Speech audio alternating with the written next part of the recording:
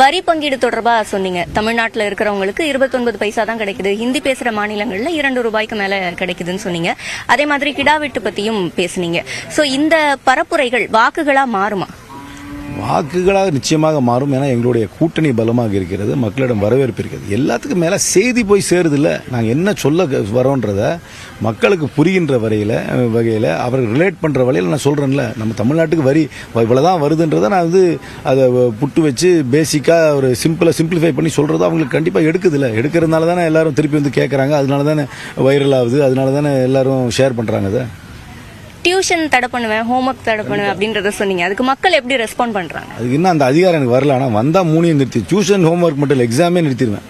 ஏன்னா என்னை பொறுத்த வரைக்கும் ஸ்கூல் ஒரு என்ஜாயபிளாகவே இல்லை. அது ஒரு ஸ்ட்ரெஸ்ஃபுல் எக்ஸ்பீரியன்ஸாக இருக்குது. அது learning has to be enjoyable. அது கற்றுக்கிறது சந்தோஷமாக கற்றுக்கணும், ஒரு ஸ்ட்ரெஸ்ஸில் கற்றுக்கூடாது.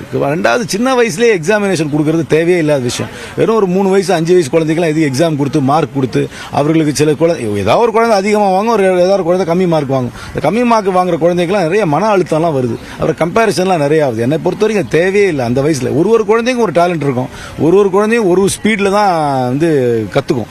எல்லா குழந்தையும் ஒரே ஸ்பீடில் கற்றுக்கணும் அவசியம் கிடையாது. ரெண்டாவது, 8 மணி நேரம் ஸ்கூல்ல இருக்காங்க, அதுக்கப்புறம் எதுக்கு ஹோம்ஒர்க் கொடுக்குறாங்க? 8 மணி நேரம் ஸ்கூல்ல ஒழுங்கு கற்றுக் கொடுத்தா எதுக்கு டியூஷனுக்கு போகணும்? இது ரெண்டும் தேவையில்லாத விஷயம். எனக்கு தெரிஞ்ச வரைக்கும் 15 வயசு வரைக்கும் இந்த ஸ்ட்ரெஸ்ஸே இருக்கக்கூடாது இந்த குழந்தைக்கு. இப்போ அரசியல் மீதும் பரப்புரை மீதும் மக்களுக்கு ஆர்வம் குறைஞ்சிருக்கு அப்படின்னு சொல்லியிருந்தீங்க. களத்திலையும் உங்களுக்கு அந்த அனுபவம் தானே? டெஃபினட்டா. ஜென்ரலா இனிமேல் லாங் பொலிட்டிக்கல் ஸ்பீச்சஸ் கொடுத்து கேட்கறதுக்குலாம் யாருக்கும் தயாரா இல்லை. ரெண்டாவது, பெரிய பப்ளிக் மீட்டிங் வரதுக்கும் ஆர்கனைஸ் பண்ண தான் முடியுது. இந்த மாதிரி நம்ம தான் மக்களை நாடி போய் சின்ன சின்ன கூட்டங்கள் பேசுவது தான் எஃபெக்டிவா இருக்கு ஒழிய பெரிய ஒரு பொலிட்டிக்கல் டிஸ்கோர்ஸ் மணி கணக்காக பேசுவதெல்லாம் கேட்கறதுக்கு மக்களுக்கு டைமும் இல்லை, பொறுமையும் கிடையாது. அதுதான் என்னோட எக்ஸ்பீரியன்ஸ்.